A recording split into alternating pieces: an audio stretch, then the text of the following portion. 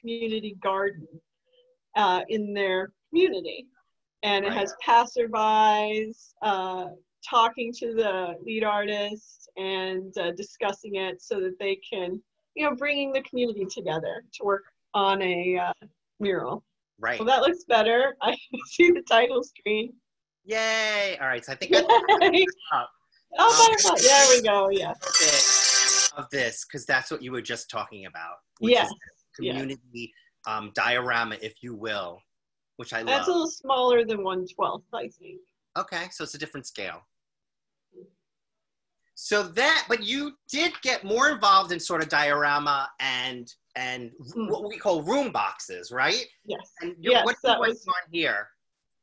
That's my gallery room box. I built it in your Yoho studio when you were there. Yoho. And that was my first experience with laying a wood floor. I love my wood floor. This is the 1/12 scale gallery here. And it lights up. And it gets a lot of use during the summer. I work at Long Lake Camp for the Arts up in the Adirondacks. And when we put on gallery shows for Parents Weekend, and a lot of the kids, some of the kids work in miniature. They do miniature ceramics and miniature painting and miniature sculptures. And those minis get shown in the miniature gallery, which is then hung in the big gallery. And the mini gallery is lit better than the big gallery. Right. All the lights. Oh gosh, it's the lizard. Can you see him? Yeah. That's Leslo the lizard. I love him. That's my daughter's lizard, yeah. Wait. So, yeah, go ahead. So the pieces in this gallery are part of my Quarantini series that I made. They're hung on the aqueduct here in Dobbs Ferry, which is like a walking trail. And they have to do with being stuck inside during a pandemic. And you couldn't go anywhere. You couldn't go to museums. So I hung the artwork outside, and it all has to do, that's Corona Lisa. So it all has to do with COVID-19 and things that I was experiencing at the time. So everyone was out of toilet paper. Everyone was wearing masks. That's right. And some of the newer pieces were about washing your hands or Playdate, because kids couldn't get together. Dos metros, 2 meters. Wait, I want to just like make sure people are getting this. So this presentation, this exhibition was done along what we call the Aqueduct, which is a historic landmark here in New York, but it spans the whole length of the Hudson River, basically. And you selected a group of trees that you created, you hung art on that related to coronavirus, right? Yes, so, and you picked famous works and you meshed them together with COVID, right? Right. In the first series, I did Photoshop collages of famous artworks wearing masks or with viruses, speaking to the whole coronavirus situation. Right. And then later on, there's a piece called Playdate, because the kids can't get together. So it's a diptych, 2 pieces showing a child on a computer with a string connecting it to another child on a different computer, like 6 feet apart. Right. I mean, there are more than just 4. You went in and you updated the presentation to add more, which I thought was really great. And what I also thought was great about this whole exhibition is that it really played off the whole discovery. So if you're just jogging along this path or just riding your bike, you'll see something in the corner of your eye and you'll be like, oh, what is that? And it just draws you in, just like miniatures do. It draws you in, and then it charms you. And I love the play off of, I mean, obviously we're living through such a horrible time, and here's a great way to sort of make light, try to at least laugh through this. And I just think it's such a creative way to go about, expressing just what we're all going through. This is one of my favorites, actually. Yeah, I'm wearing it as a pin today. Oh, is that right? Oh, I love it. So yeah, it's Corona Lisa. what was some of the other names? Because the naming of them was also really great. That's American Sardonic. There's another one where it's like by Henry Marguerite, but he's, instead of an apple in front of his head, he had like a virus cell. Right. And that was asymptomatic. Sure. What about this one? Do you remember this one? So this is a mini toilet paper. And it's called Panic at the Costco. That's one of my favorites. That's just great. I love it. I love it. I love it. You know, I ride along that path and I still, even though I've seen it before, I still stop and go look at it again because I just have to see it. All right. So, but you've moved into a whole new realm. And talk a little bit about the discovery of this whole new category for you, if you will, right? It's pottery. Yeah. So I really like ceramics. I've always enjoyed pottery, but I wanted to do it at home. But who has space for their own pottery wheel? And miniatures provide an answer.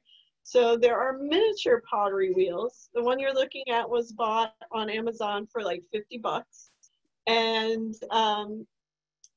it's you put it on a tabletop and make pottery. All the same rules apply as you would make a larger pot. You just scale it down and you can throw pottery at home.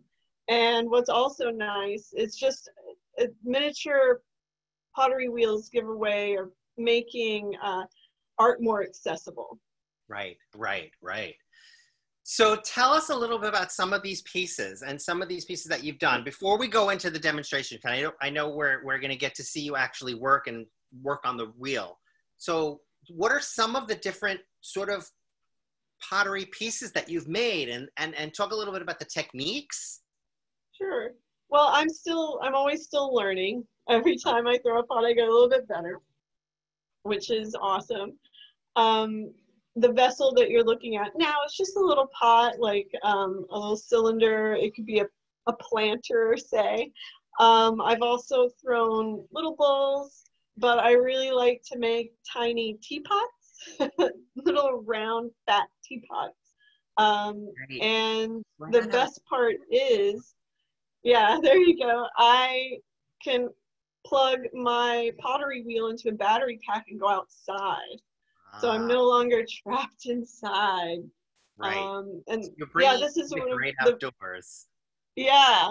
And that's one of the videos from my YouTube channel where we take the pottery outside and we go to some local, beautiful, beautiful locations and hang outside and make pottery. I love it. I love it. And you've really done a great job, you know, creating a whole sort of lifestyle around this.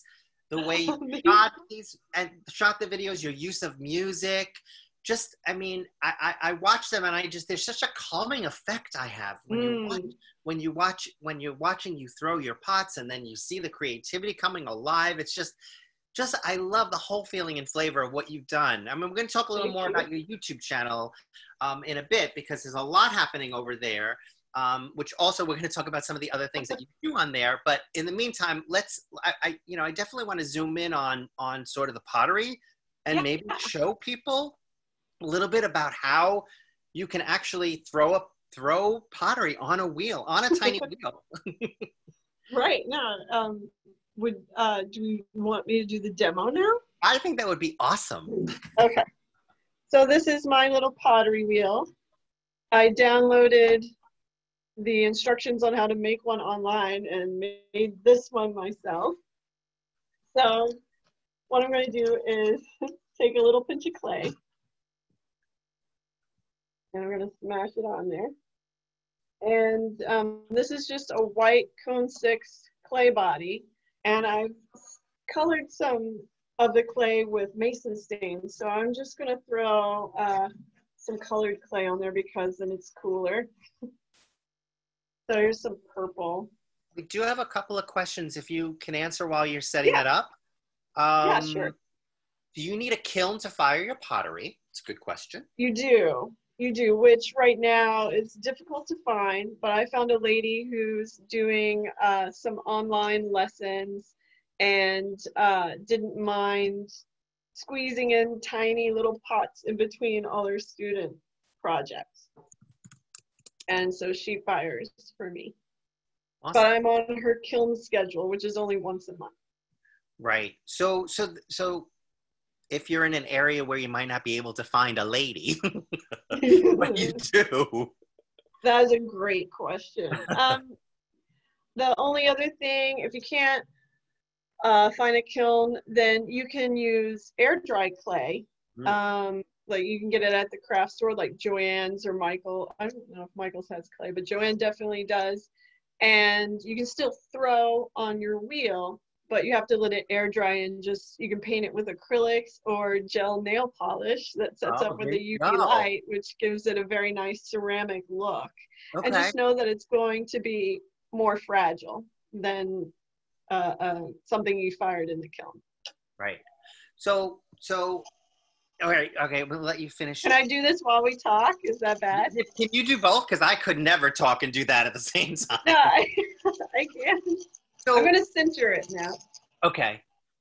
So I guess my question is, yeah. I'm watching, I'm like, oh my God, I love what you're doing. What is the first step? Like, I go out and what? Buy a wheel online? Yeah. And then so go to Amazon. What's that? Yeah, you just go to Amazon and look up miniature pottery wheel. There's a bajillion on there. Right. Get one that plugs into a wall. There's some that are USB, but don't get those. So this is plugged in? This is an electric? This is plugged in. Okay. It doesn't operate off a battery. So I'm trying to center it, but I'm not great at it. What are you doing right now? I'm smushing the clay into a cake, trying to center it, because you want it perfectly round, and it's difficult. So what is one of the most challenging things about, let's say, someone who's just starting out doing this? What are a couple of the really, really important things that they need to sort of get? Well, once you have your clay, it's practice. You know, watch videos, take a pottery class if you can.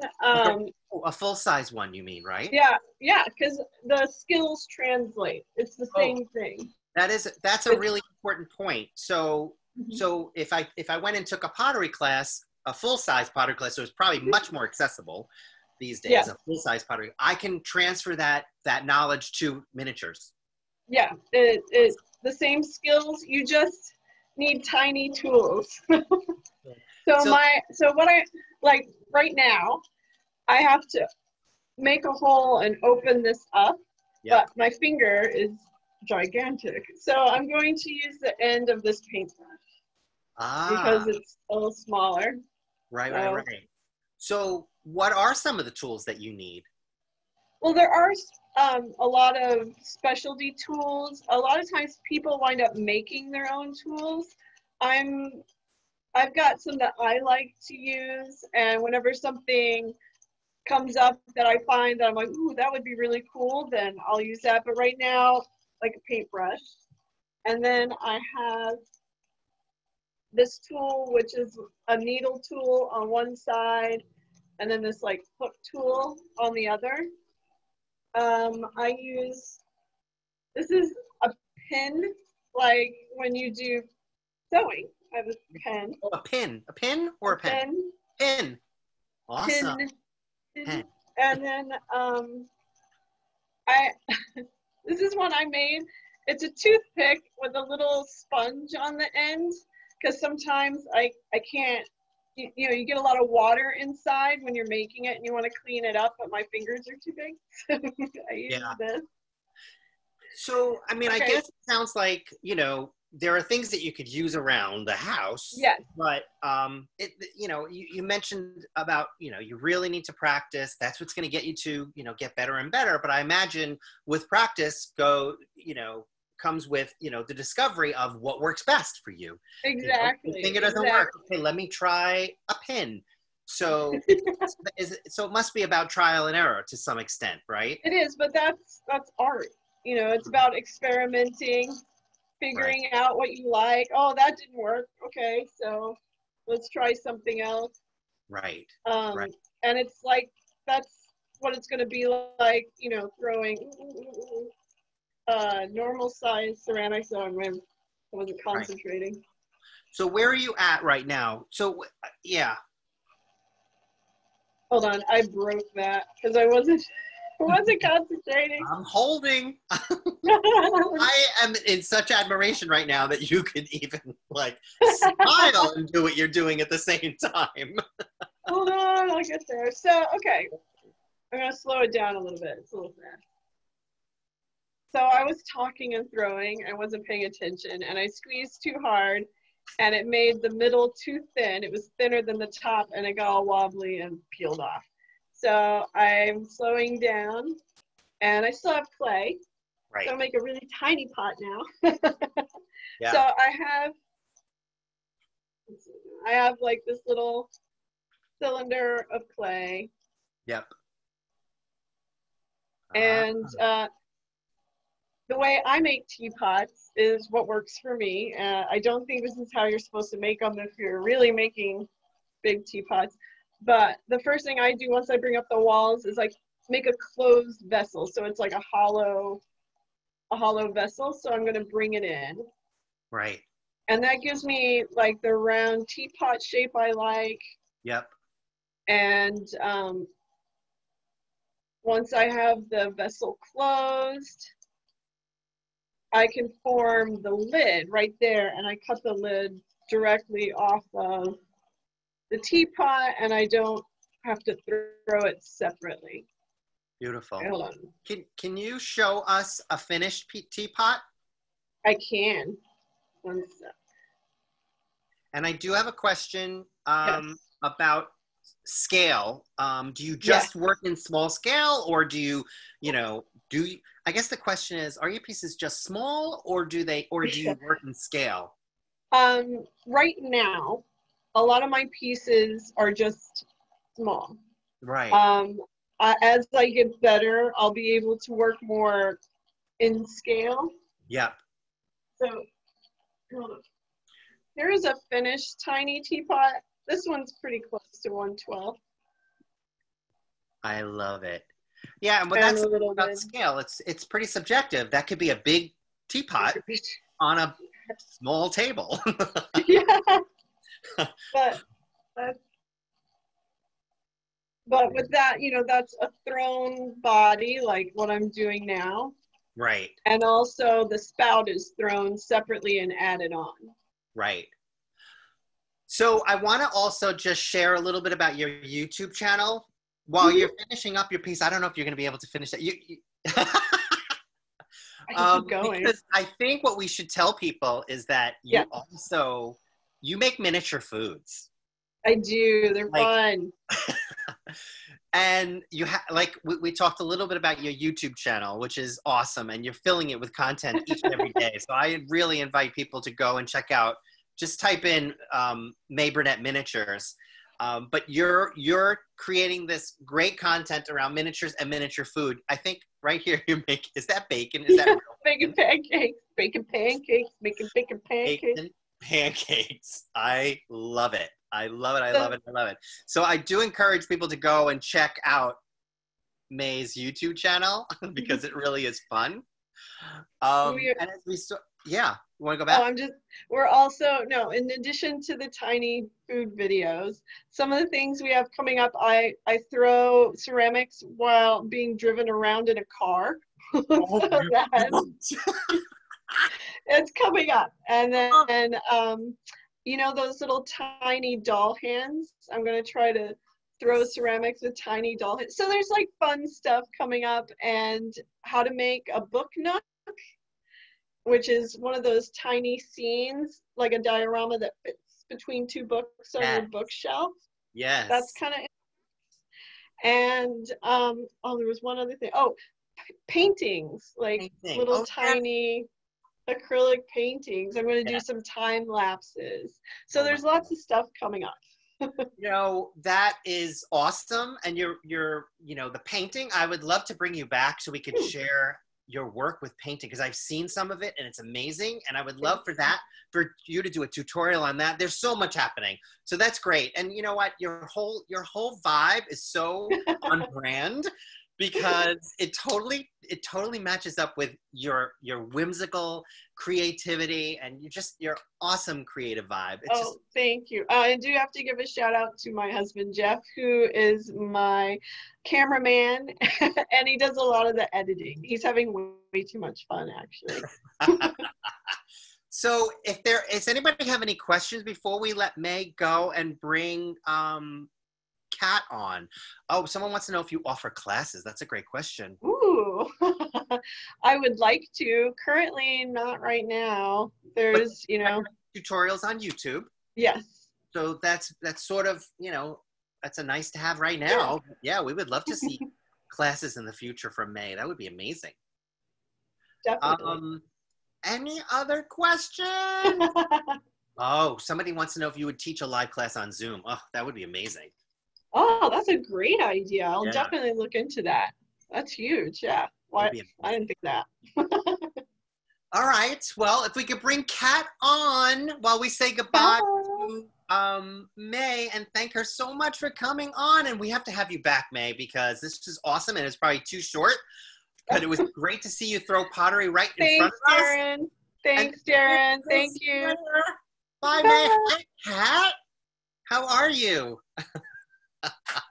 Welcome. Yeah. Hi. Hey, Kat Picot. Hello.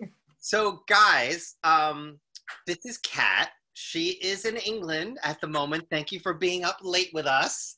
For us folks here in the States. Thank you for having me. Yeah. So for all you guys who might not know who Kat is the founder and editor of a new magazine called Shrunk Magazine, which we're so freaking excited about. It's the biggest news to hit the small world in a long time in the media world, that's for sure. And we're so glad that Kat is leading the way on this. And we're going to hear all about that. And we're going to hear all about your interest and passion around miniatures and how you got into this and what you're doing before this. So with that, let's just get right to it. Let's talk about this little dollhouse, because you have a background in dollhouse and you actually worked in a dollhouse shop. Tell us all about that. I did. It was my first ever job, and I was 14. And I mean, the building itself was beautiful. It's still there now. It's a Tudor, like grade 2 listed pharmacy building. And it had all the little drawers that I used to have all the medicines in. And it was perfect for the stock. So my old boss, Carol, who was the owner. Yes. It was just perfect. And like, what age were you when you were working in the shop? I was 14. You were 14. Yeah, so I was doing my GCSE, so at high school over here.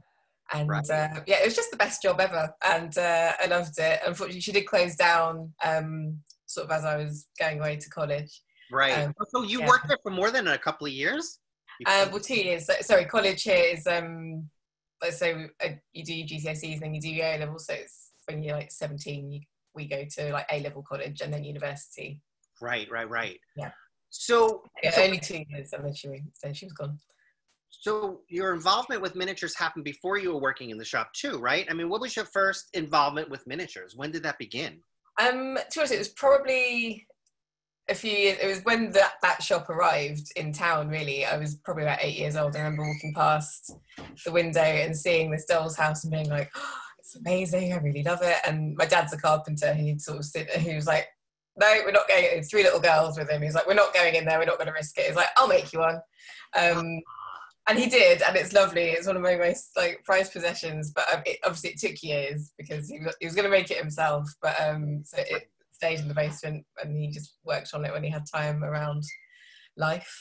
So you've been around. So that was how it began. And then I bought my second one while I was working there. So I saved up, basically put all my wages back into the shop and saved up for a year and bought this huge Georgian doll's house, which is still at my parents' now. I'm 33 now, and my mum and dad still have my doll's houses in their house because they just don't fit in the places that I live in. So yeah, well, case in point, this is where I'm living. wait, because we didn't really talk about this. Your background though is in digital design. So you had worked in a sort of more of a corporate environment in digital design, and then also you got involved in journalism and you went to school for journalism. Talk a little bit about that and then lead us to what we're looking at right now.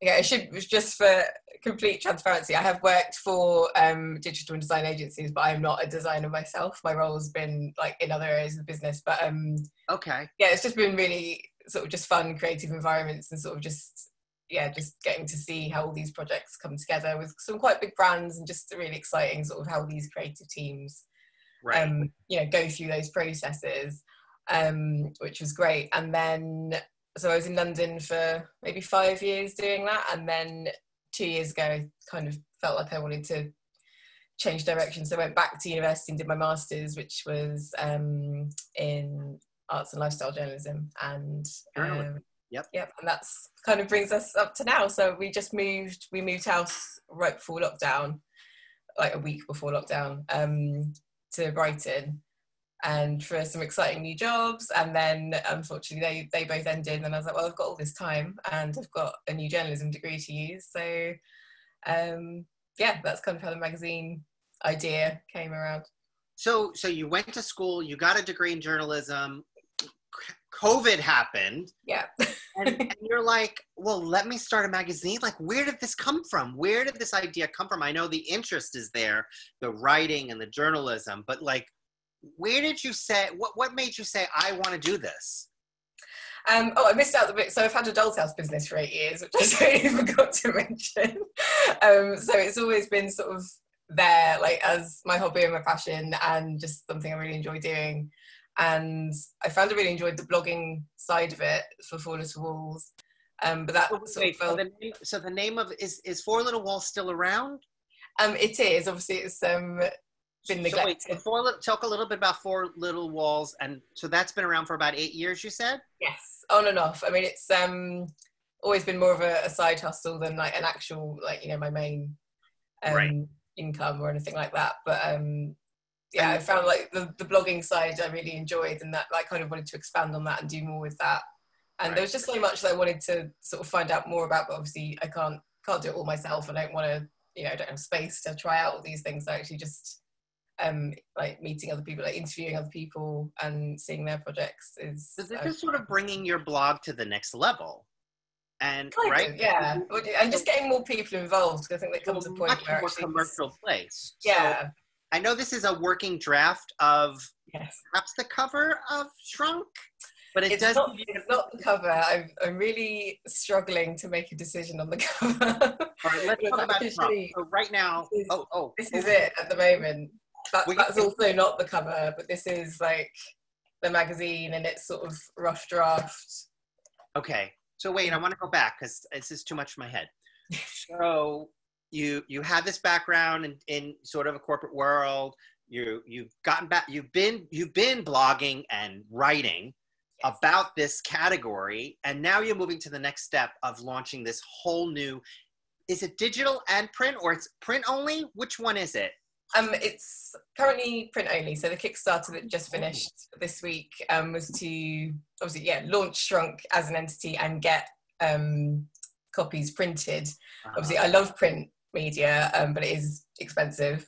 But I'm talking. There's a couple of platforms that I'm hoping to be able to provide a digital version, at least by the end of the year. Hopefully by the end of next month, as long as it's all happening as quickly as I need it to, because I think that's just easier for a lot of people as well. So let's talk a little bit about the tactile, because I mean, nothing replaces having the physical magazine in your hand. So I applaud you on that you're actually creating a physical something, which I love. But let's take a step back. So you created a Kickstarter campaign to get the funding to do this, right? And it was enormously successful, correct? Yes, it took me by surprise, actually. Kind of when I first, even just doing the Instagram account for it, I thought, I'll put this there and it'll just be a slow burner. But quite quickly, quite a few people excited about it, which was great. But it did, I wasn't really prepared. So I thought, well, I'll do the Kickstarter. And then similarly, that sort of snowballed. So we finished, I think we were like 272% funded. That's awesome. So that actually tells you a lot about the want, the desire, the need for something like this new publication. So let's talk a little bit about what is driving some of that newness. Let's talk about the magazine. What, you know, you're calling it let me go back, a modern miniatures magazine, which I don't think it exists right now in the world. So this is really new in the marketplace. Would you agree?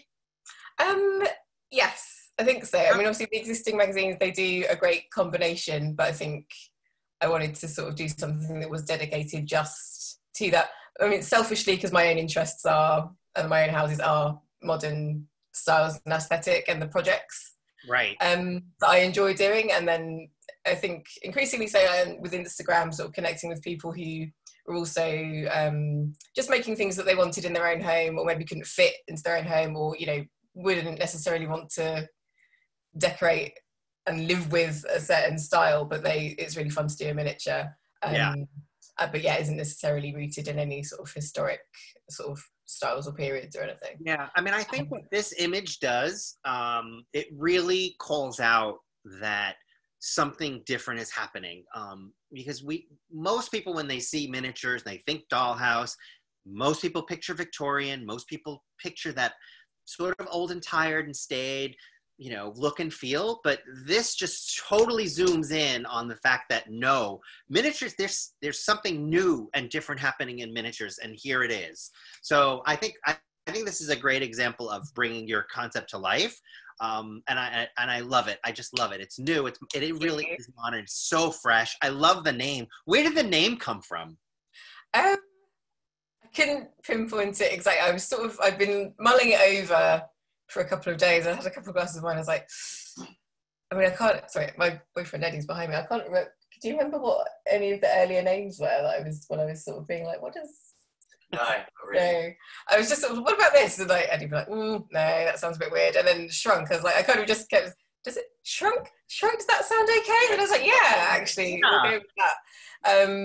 So yeah, I can't tell you that there was like a light bulb moment. It was just sort of like, yeah, sort of scribbling lots of different things down, and then I kept coming back to that one. Was there a big debate about that period? Sorry? Was there a big debate around that period after Shrunk?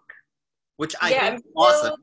Yeah, I kind of, because when I was sort of imagining it, like if I had the skills, I was like maybe turning it into like a tiny magnifying glass at some point. Then I was like, was that going to look too much like a search like in an internet browser? Yeah. So then I was like, no. Like, and also in print, like having a magnifying glass, it's just going to look like a little tail and maybe like a bit of dodgy sort of punctuation gone wrong. So actually just a full stop is fine.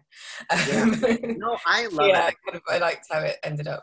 I really do too. It just tells you what it is, and it makes it a firm statement to me, and I just really like it.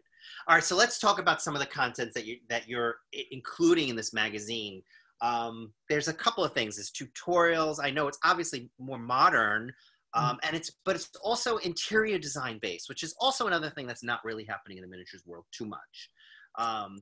Let's talk about that. So, actually, talk about what are the things that are important that you wanted to make sure got included in this magazine.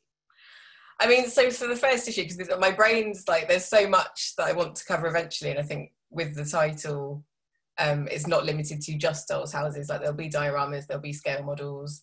If you don't have space for an entire dollhouse, you maybe just have a collection of miniatures. So I kind of over time it will, I hope, like cover all these things. But because like the root of my collecting is 1 to 12, like the first issue is kind of a bit of a love letter to like 1 to 12, 1 to 12 interiors, and like modern interiors, and then. Yeah, I just kind of thought of just like things that I've been saving on Pinterest or like that I've saved on Instagram that I love because I want them in our flat, and then just approached people that I could see when like had the skills and like the sort of a similar style that could maybe make something like that in miniature for the issue. And yeah, we've worked with some really lovely contributors, and they've all been really excited to sort of be involved. And actually, most of them haven't really like been involved in the sort of miniature like industry for very long, or if at all. Well, let's talk a little bit about that. So this is a collaborative effort. You are inviting contributors to participate and contribute. And I think it's really fascinating because we talked a little bit about this offline, about that you are encouraging folks who are outside the mini world to write pieces. What have you found? What insights have you found from going outside the mini world in terms of what you're getting back? I think just just a bit of a fresher perspective, because obviously I'm so like, you know, I've been obsessed with it for years, but actually getting somebody who just looks at it with a fresh pair of eyes and can write a feature and not being just a bit of a broader viewpoint, and maybe just makes for a sort of just a bit of a richer feature story than just sort of drilling down into like just the miniature element, and kind of making it a bit more of like a lifestyle, like a broader lifestyle appeal, hopefully. Right. But it's still like, it's quite experimental stages, which I think is fine. It's fun, and obviously we're not beholden to sort of like, you know, I don't have a boss that's going to tell me I can't do it. So it's been quite fun to sort of try out a few things. We're definitely focusing in on interior design. I know we're looking, I don't know if you can see what we're seeing, but we've got this great image of this beautiful herringbone floor and this great pot, peachy walls, which I love, very, very fresh, very fresh. There's another shot there, which I think is a broader shot. Yeah, so this is like behind the scenes of I've basically just taken over our entire flat with all my miniatures. And sort of playing around with these little scenes. So that was kind of with like, so I don't have a whole doll's house here at the moment. I don't know if you can see, but I've got like a section of a doll's house.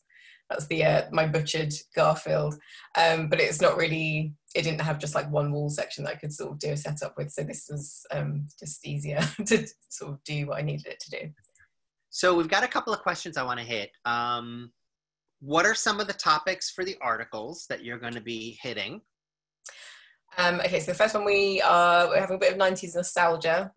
Somebody's written kind of linking a little bit into sort of COVID and lockdown, everyone's sort of being at home and kind of exploring a bit like why we return to this sort of same reassuring TV shows rather than just sort of binge watching things that you've seen time and time again, but like maybe when you're stressed you kind of just want something that's a bit familiar, but then linking that to a miniaturist who's created some like very instantly recognizable sets in miniature from those TV shows.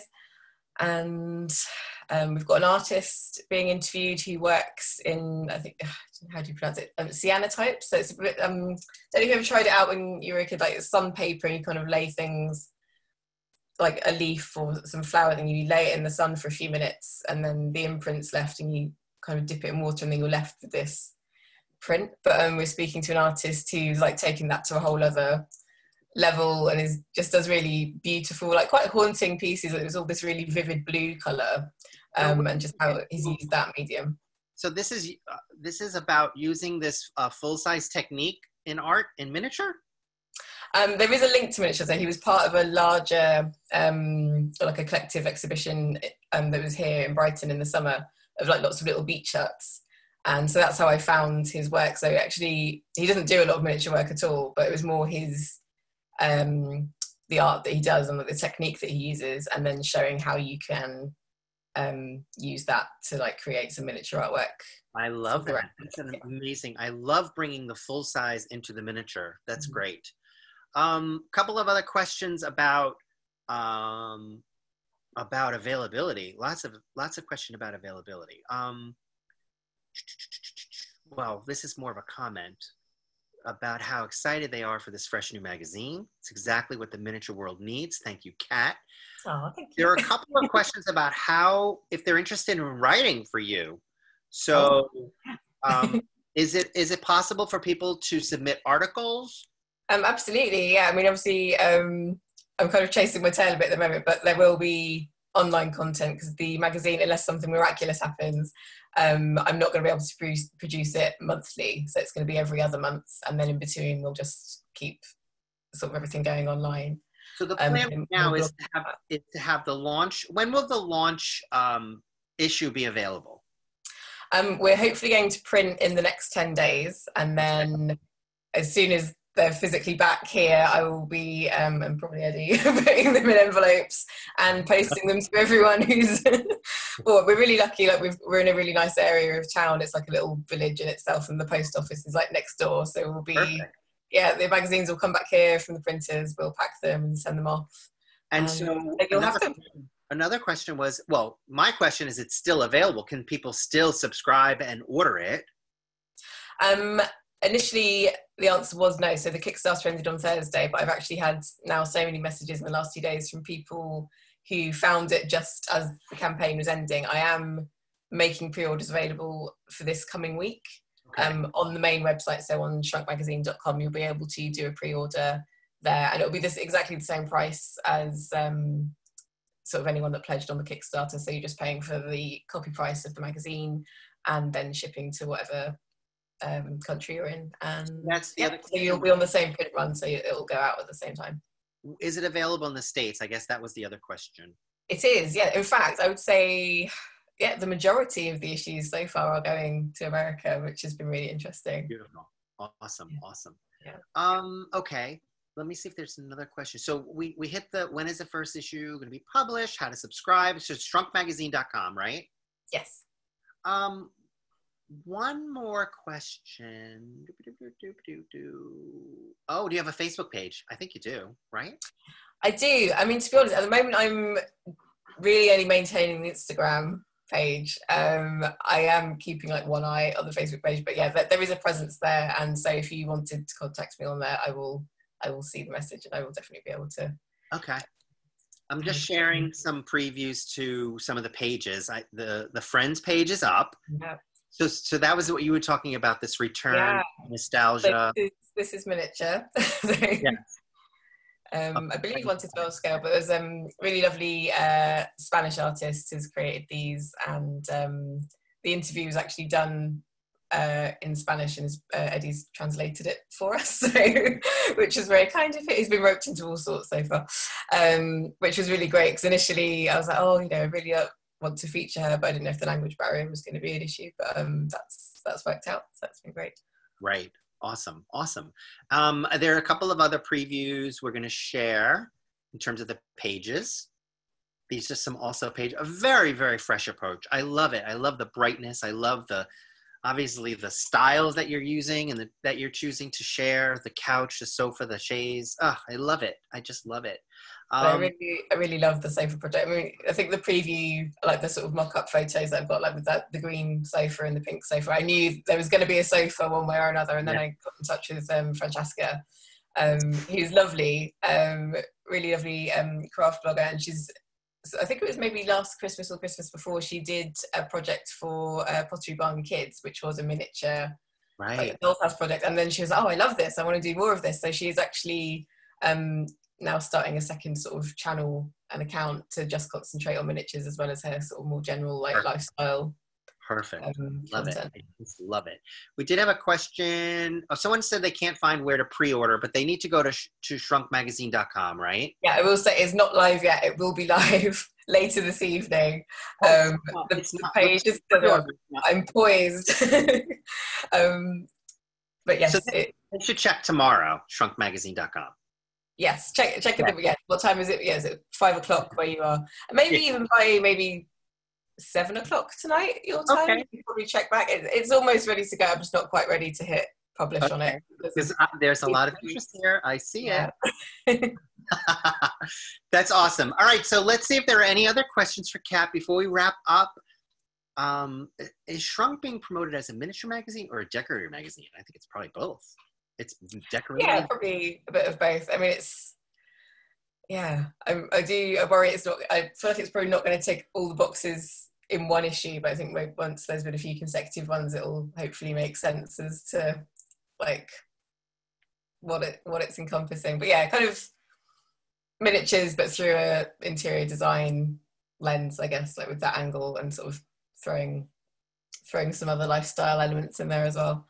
So what do we think is the subscriber? I mean, this really is for anyone who's either an enthusiast or a maker or someone who wants to dabble in. This is a magazine that will inspire. I mean, this really hits upon so many different potential consumers or enthusiasts. Would you say? I hope so. I definitely hope so. I mean, a lot of sort of friends of mine, they've obviously heard me sort of talking about dolls' houses for years, but it's only recently now with this they're sort of genuinely taking an interest, because they're like, oh, well, that's what I want my house to look like, and I'd like to try out that technique, or it's something they could maybe just view as like a little weekend craft project rather than committing to like this whole hobby, and having a whole doll's house and like an ongoing, because if once you're down the rabbit hole, they do take up a lot of time, and like your house will be filled with them before too long. But it's just a sort of like a peek into it if you're new to miniatures or just interested in like tiny furniture. I think why do we think that that this has taken so long? Because the interest in making your dollhouse or your room box or whatever miniature world you're after, it couldn't be just recently that we've discovered we want to have contemporary in our lives. Why has it taken so long, do you think?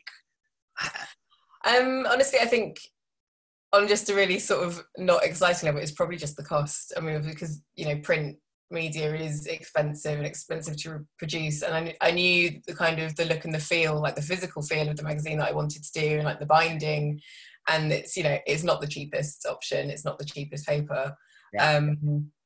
Which obviously does make it as a purchase, it does make it more expensive. So I think that's potentially why it's taken so long for something to appear. But I think also just with social media as well, like there's so much amazing content. I mean, just the people that the accounts that I see and the work that I see every day on Instagram, like that's already out there for free, and then we can look at that, and people are very generous with their projects and their techniques and everything that they put out into the world. So it's just, I think, having to think long and hard about why, like what value am I adding by bringing that together in a magazine. Like you have to add other things to it because there is so much amazing content just online.